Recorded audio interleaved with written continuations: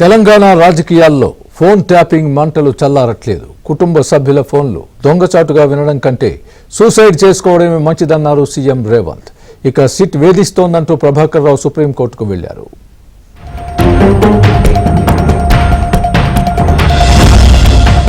తెలంగాణలో phone tapping పై CM Revanth Reddy కీలక వ్యాఖ్యలు చేశారు.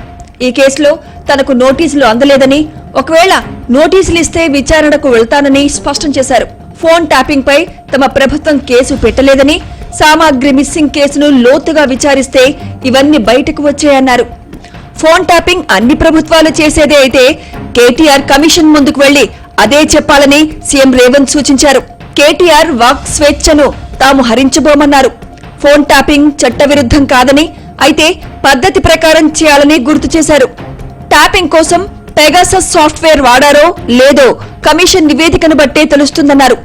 కుటుంబ సభ్యుల ఫోన్లను ట్యాప్ చేయడం కంటే ఆత్మహత్య చేసుకోవడం మేలని, కుటుంబ సభ్యులపై అనుమానం వచ్చాక ఇక బ్రతకడం వృధా అని సీఎం రేవంత్ ఘాటు వ్యాఖ్యలు చేశారు.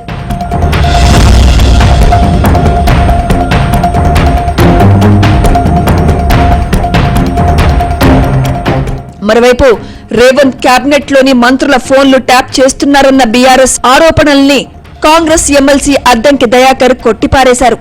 తమకు అలాంటి అవసరం లేదన్నారు. బీఆర్ఎస్ వాళ్ళ మాటలు ఎవరు నమ్ముతారు?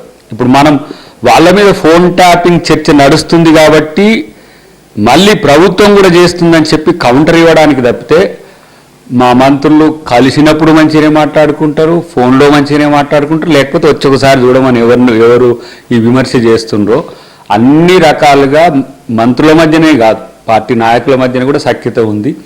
ఇప్పుడు వాళ్ళ కుటుంబం మధ్యన కుమ్ములాటలు ఉన్నాయి కదా, అట్లా కాంగ్రెస్ కావాలని కోరుకునే దాంట్లో ఈ నారదుని లెక్క లేకపోతే శకుని లెక్క ఇట్లాంటి చర్చలు చెప్తున్నప్పుడు మా వాళ్ళ మధ్యన ఎలాంటి పొరపచ్చాలు ఉండవు, ఎలాంటి కమ్యూనికేషన్ గ్యాప్ కూడా ఉండదు.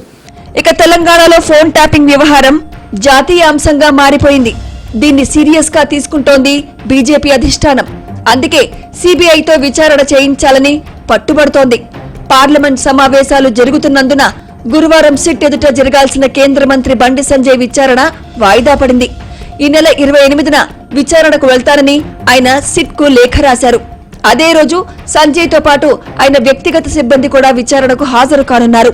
అటు ఫోన్ ట్యాపింగ్ కేసులో కీలక పరిణామం చోటు చేసుకుంది. ఎస్ఐబీ మాజీ చీఫ్ ప్రభాకర్ రావు సుప్రీంకోర్టును ఆశ్రయించారు. సిట్ తరచూ విచారణ పేరుతో పోలీస్ స్టేషన్ కు పిలిచి వేధిస్తోందని పిటిషన్ దాఖలు చేశారు. ఆయన వేసిన పిటిషన్పై ఆగస్టు 4న సుప్రీంకోర్టులో విచారణ జరిగే అవకాశం ఉంది.